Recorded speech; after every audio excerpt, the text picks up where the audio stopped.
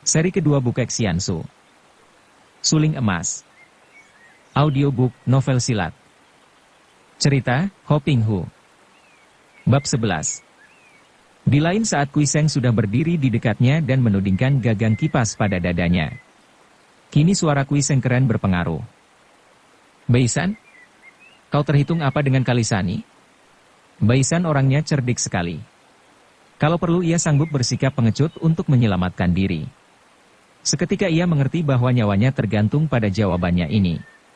Tanpa ragu-ragu ia berkata, dia kakak misanku, tunggu saja kau akan pembalasannya karena kau berani menghinaku. Kui Seng tertawa bergelak dan melangkah mundur. Hohohaha. Kau hendak menggunakan nama Kalisani untuk menakut-nakuti aku? Aha, lucu. Justru karena engkau saudara misannya, justru karena memandang mukanya, aku mengampuni jiwamu yang kotor. Bukan sekali-kali karena aku takut kepadanya. Manusia rendah yang mencemarkan nama besar orang-orang gagah hitan. Kui Seng meludah, mengenai muka Baisan, lalu pemuda ini meninggalkan Baisan, berlari cepat ke dusun. Ketika ia memasuki kamar lewat jendela, ia melihat Lai Kuilan masih telentang di atas pembaringan, air matanya bercucuran, akan tetapi kini gadis itu sudah dapat mulai bergerak-gerak lemah. Kui Seng cepat menggunakan ujung kipasnya menotok jalan darah dan terbebaslah Kuilan. Gadis ini meloncat bangun, mukanya membayangkan kemarahan besar. Ia bersikap seperti orang hendak bertempur, kedua tangannya yang kecil mengepal, matanya berapi-api memandang ke sana kemari, mencari-cari. Mana dia? Mana jahanam terkutuk itu? Aku hendak mengadu nyawa dengan jahanam itu. Tenanglah, Nona. Baisan sudah pergi kupancing dia keluar dusun dan dia sekarang terbaring di sana, tertotok gagang kipasku.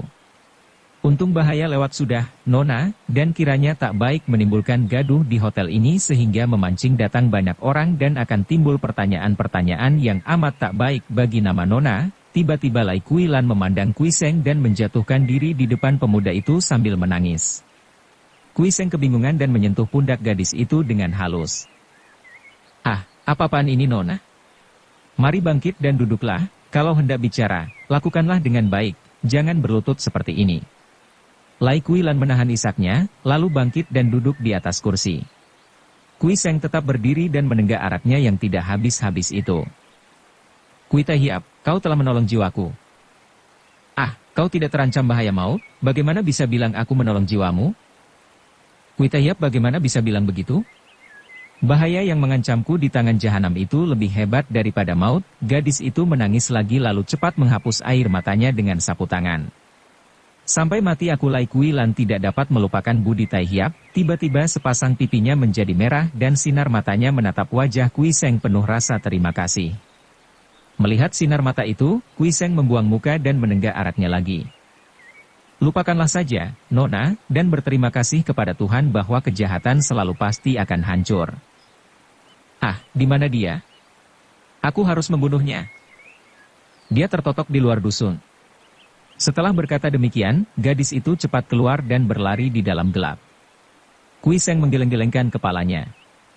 Memang Baisan patut dibunuh, akan tetapi ia merasa tidak enak kepada Kalisani, tokoh hitan yang dikagumi semua orang dunia Kang Ou. Maka ia tidak menghendaki Nona itu membunuh Baisan, dan diam-diam ia mengikuti Lai Kuilan dari jauh. Akan tetapi hatinya lega ketika ia melihat bahwa ketika Lai Kuilan tiba di luar dusun, Baisan sudah tak tampak lagi bayangannya. Kembali ia merasa kagum. Pemuda hitam itu benar-benar luar biasa, dapat membebaskan diri dari totokan sedemikian cepatnya. Ketika dengan hati kecewa Kuilan kembali ke kamar itu, ia tidak melihat Kui Seng, hanya melihat sehelai kertas bertulis di atas meja. Ia memungutnya dan membaca tulisan yang rapi dan bagus. Para pelayan telah melihat Nona datang bersama dia, tidak baik bagi Nona tinggal lebih lama di tempat ini, lebih baik kembali. Surat itu tak bertanda tangan, akan tetapi Kuilan maklum siapa orangnya yang menulisnya. Dengan helaan napas panjang, lalu meloncat keluar lagi dan berlari-lari menuju benteng sutenya. Gadis ini tidak tahu bahwa diam-diam dari jauh Kui Seng mengikutinya untuk menjaga kalau-kalau gadis ini bertemu lagi dengan Baisan. Setelah gadis itu memasuki benteng, barulah ia berjalan perlahan kembali ke hotelnya, memasuki kamar lalu tidur dengan nyenyak. Pada keesokan malamnya, Kui Seng berjalan perlahan mendaki Bukit Liong Kuisan. Baiknya malam hari itu angkasa tidak terhalang mendung sehingga bulan yang masih besar menyinar terang, menerangi jalan setapak yang amat sukar dilalui. Diam-diam pemuda ini kagum akan keadaan gunung yang tak dikenalnya ini, bergidik menyaksikan jurang-jurang yang amat dalam, dan ia merasa menyesal mengapa ia kemarin minta supaya Lucian datang ke tempat seperti ini. Kalau ia tahu gunung ini begini berbahaya, tentu ia memilih tempat lain. Akan tetapi karena sudah terlanjur, dan ia maklum pula bahwa Lucian cukup pandai untuk dapat mendaki gunung ini, ia melanjutkan pendakiannya. Tepat pada tengah malam ia tiba di puncak bukit.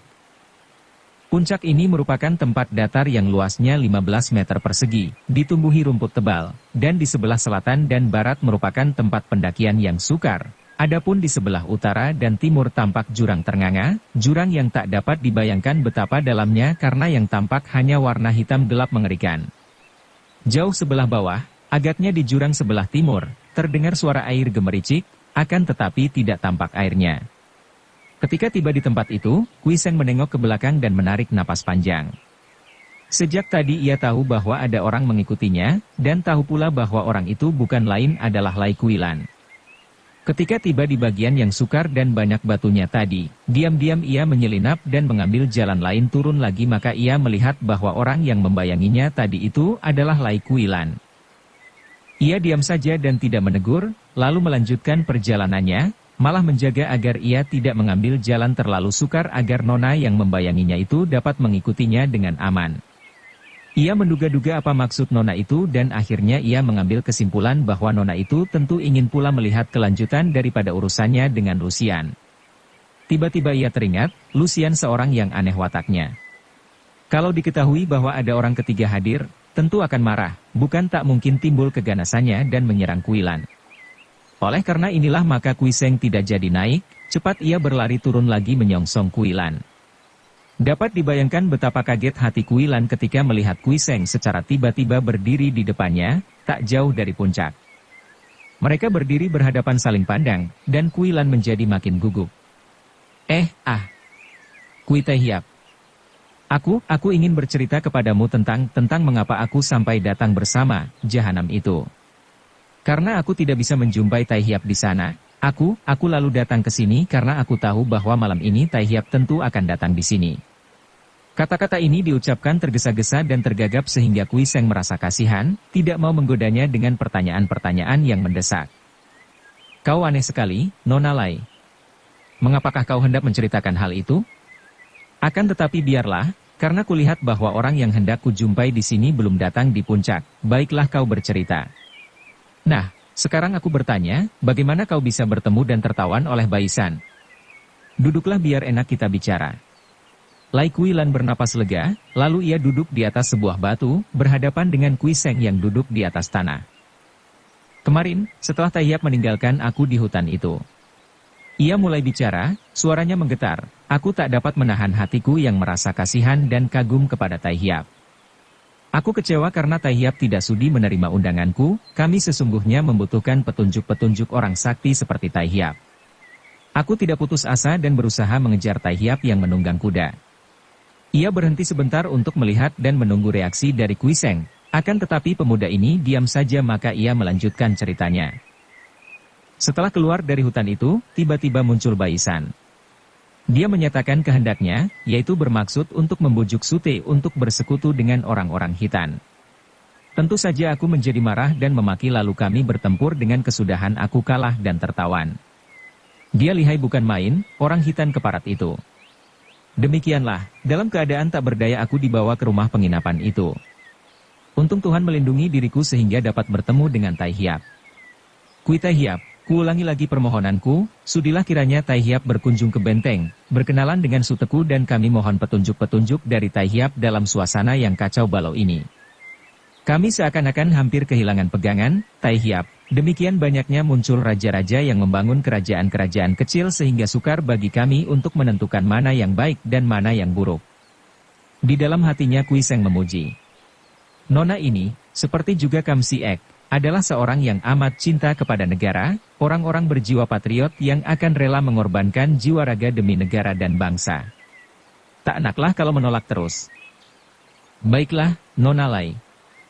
Setelah selesai urusanku di sini, aku akan singgah di benteng Jenderal Kam. Terima kasih, Tai Hiap, terima kasih. Dengan suara penuh kegembiraan Kui Lan menjura, berkali-kali. SSTTT, ada orang di puncak. Nona Lai, karena kau sudah terlanjur berada di sini, aku pesan, kau bersembunyilah dan jangan sekali-kali kau keluar, jangan sekali-kali memperlihatkan diri, apapun juga yang terjadi. Maukah kau memenuhi permintaanku ini? Lai Kui Lan dapat mengerti isi hati Kui Seng, dengan muka sedih ia mengangguk. Akan tetapi karena muka itu tertutup bayangan, Kui Seng tidak melihat kesedihan ini. Kui Seng lalu bangkit dan meninggalkan Kui Lan, mendaki puncak. Benar saja dugaannya, ketika ia tiba di puncak, di sana telah berdiri Liu Luxian. Bukan main jelitanya gadis ini. Di bawah sinar bulan yang tak terhalang sesuatu, gadis ini seperti seorang dewi dari hayangan. Sinar bulan membungkus dirinya, rambutnya mengeluarkan cahaya, matanya seperti bintang. Kiranya kau tidak lupa akan janjimu. Kui Seng, aku sudah berada di sini, siap menerima ilmu seperti yang kau janjikan dahulu. Kata Liu Luxian, akan tetapi suaranya amat tidak menyenangkan hati, karena terdengar dingin, alangkah jauh bedanya dengan pribadinya yang seakan-akan menciptakan kehangatan dan kemesraan. Ia tahu bahwa gadis itu selain tidak membalas cinta kasihnya, juga mendendam kepadanya. Karena itu, ia pun tidak mau menggunakan sebutan moi-moi, Adinda, karena khawatir kalau hal itu akan menambah kemarahan si gadis dan akan menimbulkan cemoohan terhadap dirinya yang sudah terang tergila-gila kepada Luxian. Luxian, sebetulnya ilmu yang kupergunakan untuk menandingimu dahulu itu hanyalah ilmu silat Pat Sian Kun biasa saja. Tak perlu banyak alasan, Kui Seng. Kalau ada ilmu yang hendak kau turunkan kepadaku seperti janjimu, lekas beri ajaran. Kui Seng menggigit bibirnya, lalu berkata, kau lihatlah baik-baik. Inilah ilmu silat itu. Ia lalu bersilat dengan gerakan lambat dan memang ia mainkan ilmu silat Pat Sian Kun Huat dengan tangan kosong, akan tetapi jelas bahwa gerakan-gerakan ini diperuntukkan senjata pedang. Sebetulnya ilmu silat ini ada 60 jurus banyaknya. Akan tetapi ketika Kui Seng menerima petunjuk dari Bukek Xiansu si manusia dewa, ia hanya meringkasnya menjadi seperempatnya saja, jadi hanya 16 jurus inti yang sudah meliputi seluruhnya dan mencakup semua gerak kembang atau gerak pancingan, gerak serangan atau gerak pertahanan. Setelah mainkan 16 jurus itu, Kui Seng berhenti dan memandang kepada Luxian sambil berkata, "Nah, inilah ilmu silatku yang hendak kuajarkan kepadamu, Luxian, sudahkah kau memperhatikan gerakannya? Harap kau coba latih, mana yang kurang jelas akan kuberi penjelasan." "Ah, kau membohongi aku." Luxian berseru marah. "Ilmu silat macam itu saja, dilihat dari gerakannya jauh kalah lihai daripada Patmo Kiam Hoat ciptaan ayah. Mana bisa kau kalahkan aku dengan ilmu itu? Kui Seng, aku tahu, setelah kau tidak bisa mendapatkan cintaku, kau hendak membalasnya dengan menyuguhkan ilmu silat pasaran untuk menghinaku." Gemas hati Kui Seng, dan perih perasaannya. Gadis ini terlalu kejam kepada orang yang tidak menjadi pilihan hatinya. "Luxian, siapa membohongimu? Ketika aku menghadapimu dahulu, aku tidak menggunakan ilmu lain kecuali ini. Aku tidak percaya. Coba kau sekarang jatuhkan aku dengan ilmu itu." "Baiklah. Biar kugunakan ini sebagai pedang." Kui Seng mengambil sebuah ranting pohon yang berada di tempat itu. "Kau mulailah dan lihat baik-baik, aku hanya akan menggunakan Pat Sian Kun." Luxian mencabut pedangnya, lalu menerjang dengan gerakan kilat, mainkan jurus berbahaya dari ilmu pedang ciptaan ayahnya, yaitu Patmo Kiam Hoat, ilmu pedang 8 iblis, yang memang diciptakan untuk menghadapi Pat Sian Kun, ilmu silat 8 dewa. Melihat pedang nona itu berkelebat menusuk ke arah dadanya dengan kecepatan luar biasa, Kui Seng menggeser kakinya ke kiri lalu ranting di tangan kanannya melayang dari samping menempel pedang dari atas dan menekan pedang lawan itu ke bawah disertai tenaga sinkang. Pedang Luxian tertekan dan tertempel seakan-akan berakar pada ranting itu. Betapapun Luxian berusaha melepaskan pedang, sia-sia belaka. Nah, tangkisan ini dari jurus keempat yaitu Pat Sian Hat Bun, 8 dewa buka pintu, dan dapat dilanjutkan dengan serangan jurus ke-8 Pat Sian Hian Hua, 8 dewa serahkan bunga, pedang menyambar sesuka hati, boleh memilih sasaran, akan tetapi untuk contoh aku hanya menyerang bahu. Tiba-tiba ranting yang tadinya menekan pedang itu lenyap tenaga tekannya dan selagi pedang Luxian yang terlepas dari tekanan ini meluncur ke atas, ranting cepat melesat dan menyabet bahu kanan Luxian. Lucian meringis, tidak sakit, akan tetapi amat penasaran. Coba hadapi ini, teriaknya dan pedangnya membuat lingkaran-lingkaran lebar. Dari dalam lingkaran itu ujung pedang menyambar-nyambar laksana burung Garuda mencari mangsa, mengancam tubuh bagian atas dari lawan. Seranganmu ini kuhadapi dengan jurus kelima yang disebut Patsian Hutsi, 8 dewa kebut kipas, untuk melindungi diri.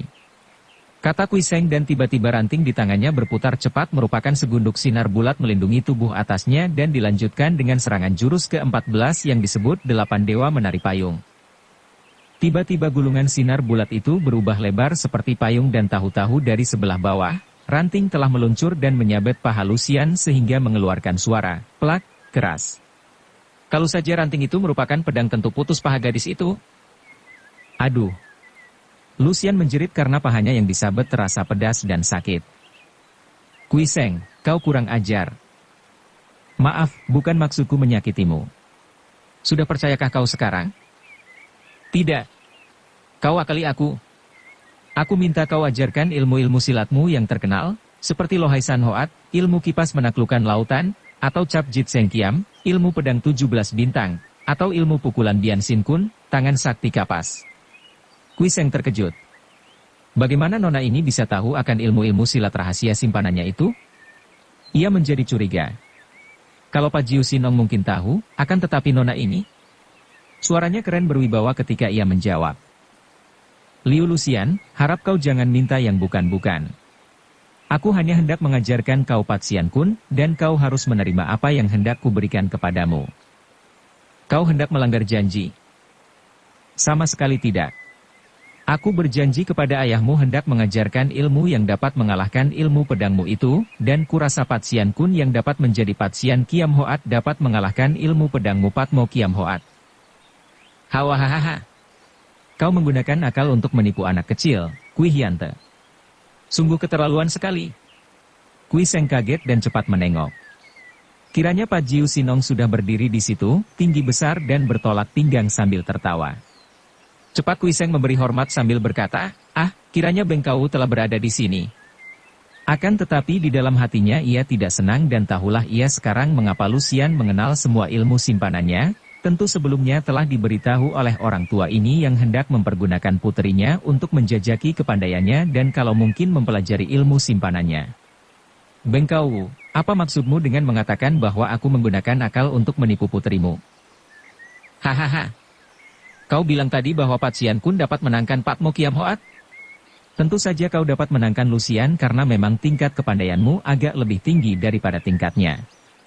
Dengan ucapan, agak lebih tinggi, ini terang orang tua itu memandang rendah kepada Kuiseng, akan tetapi pemuda itu mendengarkan dengan tenang dan sabar.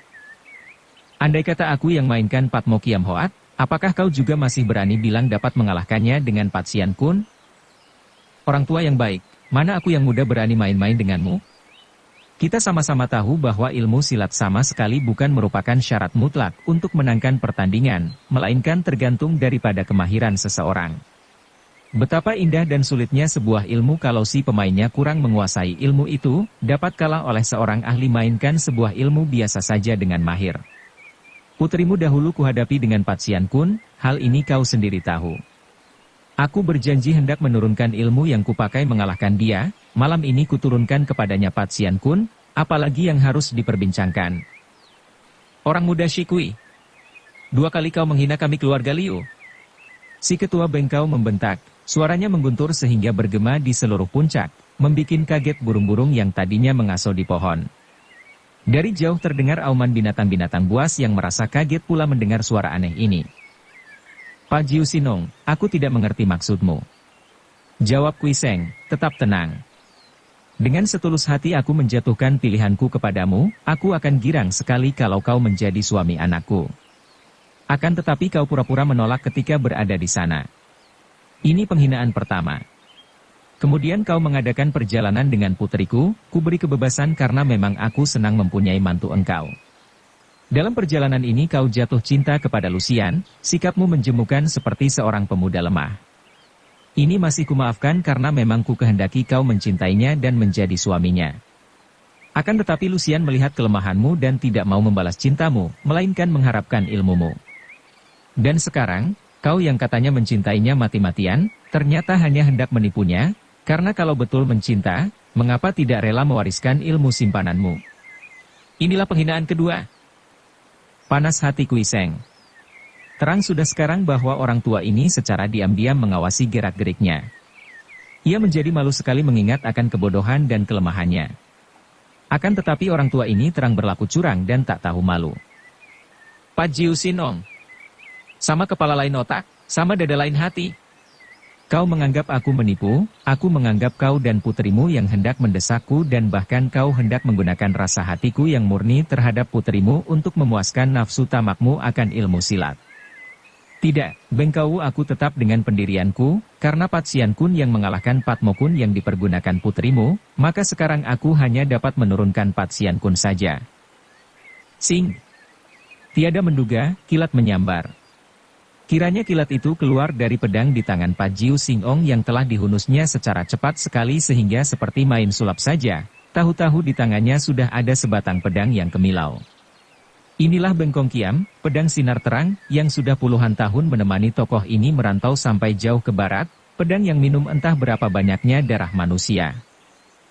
Kalau begitu, kau cobalah hadapi Pat Mo Kiam dengan begitu Pat Sian Kiam, teriaknya. Terkejutlah Kui Seng.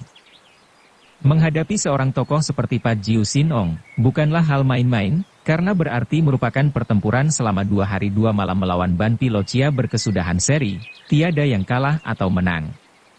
Ini saja sudah membuktikan betapa hebatnya kepandaian kakek ini, dan sekarang kakek ini mengajak ia bertanding pedang. Dia tidak mempunyai pedang, biasanya ia menggunakan suling sebagai pengganti pedang. Akan tetapi sulingnya tidak ada lagi. Namun Kui Seng adalah seorang pemuda gemblengan yang telah memiliki batin yang kuat sekali. Kalau baru-baru ini batinnya tergoncang dan lemah oleh asmara, hal ini tidaklah aneh karena ia masih muda, tentu saja menghadapi Dewi Asmara ia tidak akan kuat bertahan. Dengan sikap tenang Kui Seng mengambil ranting yang tadi ia lepaskan di atas tanah lalu menghadapi kakek itu sambil berkata, Pat Jiu Sinong, aku tidak mempunyai senjata lainnya selain ini. Kalau kau bertekad hendak memaksaku, silakan. Hahaha, Kui Seng. Coba kau keluarkan Pat Sian Kun yang kau agung-agungkan itu menghadapi Pat Mo Kun. Lucian, mundur kau jauh-jauh dan jangan sekali-kali campur tangan. Lucian meloncat mundur, menonton dari pinggir jurang. Pat Jiu Sinong memutar-mutar pedangnya di atas kepala sambil tertawa bergelak. Hebat sekali kakek ini. Pedangnya yang diputar di atas kepala itu berdesingan mengaung-ngaung seperti suara sirene dan lenyaplah bentuk pedang, berubah menjadi sinar bergulung-gulung yang melebihi sinar bulan terangnya. Kui Seng, inilah jurus ketiga dari Pat Mo Kun, sambutlah, teriak Pat Jiu Sinong, disusul dengan menyambarnya sinar terang ke Kui Eng. Karena Pat Mo Kiam Hoat ini sengaja dicipta untuk menghadapi Pat Sian Kiam Hoat, maka tentu saja gerakannya ada persamaan dan Kui Seng mengenal baik gaya serangan ini. Akan tetapi ia maklum bahwa jurus ini kalau dimainkan oleh Pat Jiu Sinong amatlah jauh bedanya dengan permainan Lucian. Jurus apa saja kalau diperagakan oleh tangan kakek ketua bengkau ini merupakan jurus maut yang amat hebat dan berbahaya. Sekali pandang ia tahu bahwa jurus lawannya ini harus ia hadapi dengan Pat Sian Kun, jurus ke-11. Setiap jurus Pat Sian Kun yang sudah ia ringkas itu dapat menghadapi 4 macam jurus lawan. Sambil mengerahkan tenaganya ia menggerakkan ranting di tangan kanannya, memutar-mutar ranting itu seperti gerakan seekor ular berenang. Dengan tepat rantingnya berhasil menangkis pedang. Trak! Ranting itu patah menjadi 2.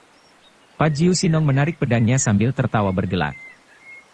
Hahaha, kau sungguh tak memandang mata kepadaku, Kim Moeng.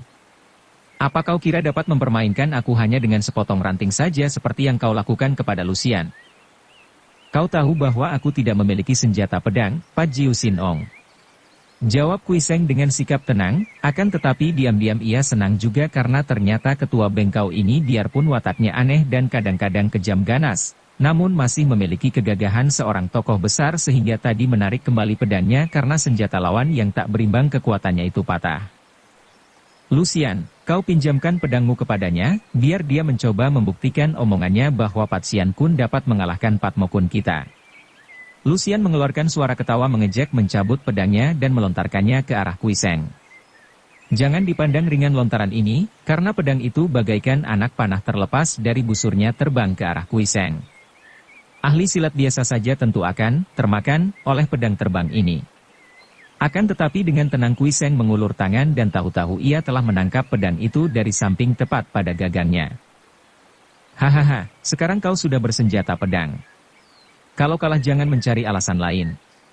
Awas, sambut ini jurus ketujuh Patmo Kun, kata Pat Jiu Sinong sambil menggerakkan pedangnya membabat ke arah iga kiri Kui Seng dilanjutkan dengan putaran pedang membalik ke atas menusuk mata kanan. Diam-diam Kui Seng mendongkol. Terang bahwa ketua bengkau ini sengaja mengejek dan memandang rendah kepadanya sehingga setiap menyerang menyebut urutan nomor jurus Patmo Kun. Kalau ia tidak memperhatikan kelihayannya, kakek yang sombong ini akan menjadi semakin sombong, pikirnya. Maka ia cepat memutar pedang pinjamannya itu, pedang yang amat ringan dan enak dipakai. Tahu bahwa pedang Toa Hong Kiam ini merupakan pedang pusaka yang ampuh juga, hatinya besar dan cepat ia mainkan Patsian Kiam Sut dengan pengerahan tenaga sinkangnya. 2 kali serangan lawan dapat ia tangkis dengan meminjam tenaga lawan kemudian pedangnya terpental seperti terlepas dari tangannya, padahal sebetulnya terpentalnya pedang itu terkendali sepenuhnya oleh tenaga sinkangnya, maka dapat ia atur sehingga pedang itu terpental dengan ujungnya mengarah tenggorokan lawan yang sama sekali tidak menyangkanya. Pat Jiu Sinong diam-diam kaget juga, karena ia tidak mengira bahwa serangan pertamanya itu seakan-akan malah dijadikan batu loncatan oleh Kui Seng sehingga bukan merupakan serangan lagi melainkan merupakan tenaga bantuan bagi lawan untuk balas menyerang dengan tenaga sedikit namun dapat mematikan. Ketika Pat Jiu Sinong menarik kembali pedangnya dan menangkis sambil menggetarkan pedangnya untuk membuka kesempatan serangan balasan, kembali pedang Kui Seng yang tertangkis itu terpental dan langsung membabat leher. Kaget sekali hati Pat Jiu Sinong. Bukan kaget menghadapi serangan ini baginya mudah saja menghindari diri daripada babatan. Akan tetapi yang mengejutkan hatinya adalah menyaksikan perubahan jurus-jurus ilmu silat Patsian Kun ini.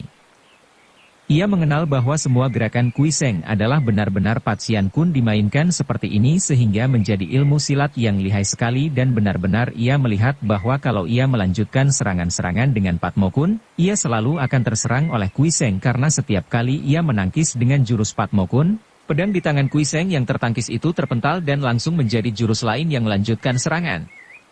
Pat Jiu Sinong mengeluarkan seruan keras, lengking suaranya hebat sekali. Seakan-akan menggetarkan bumi yang berada di bawah kaki, gemanya sampai panjang susul-menyusul di kanan-kiri puncak. Kui Seng cepat mengerahkan sinkangnya karena jantungnya berguncang mendengar lengking tinggi ini. Diam-diam ia makin kagum. Kakek ini bukan main hebatnya, dan lengking tadi tak salah lagi tentulah ilmu Choan Im Huntu, ilmu kirim suara pengaruhi semangat lawan, yang terkenal sekali dari ketua bengkau. Kalau saja sinkangnya tidak sudah amat kuat, tentu ia akan menjadi setengah lumpuh mendengar seruan ini, bahkan ia percaya mereka yang tidak memiliki ilmu tinggi, mendengar lengking ini bisa jantungnya dan tewas seketika. Ia dapat melindungi jantung dan perasaannya daripada pengaruh lengking tadi, sedangkan permainan pedangnya tetap tenang dan selalu menggunakan kesempatan melanjutkan serangan-serangan yang terus ia dasarkan pada ilmu silat Patsian Kun. Betapapun juga, Kui Seng adalah seorang satria perkasa. Sekali berjanji hendak menggunakan Patsian Kun, ia akan terus menggunakan ini, biar andai kata ia terancam bahaya maut sekalipun.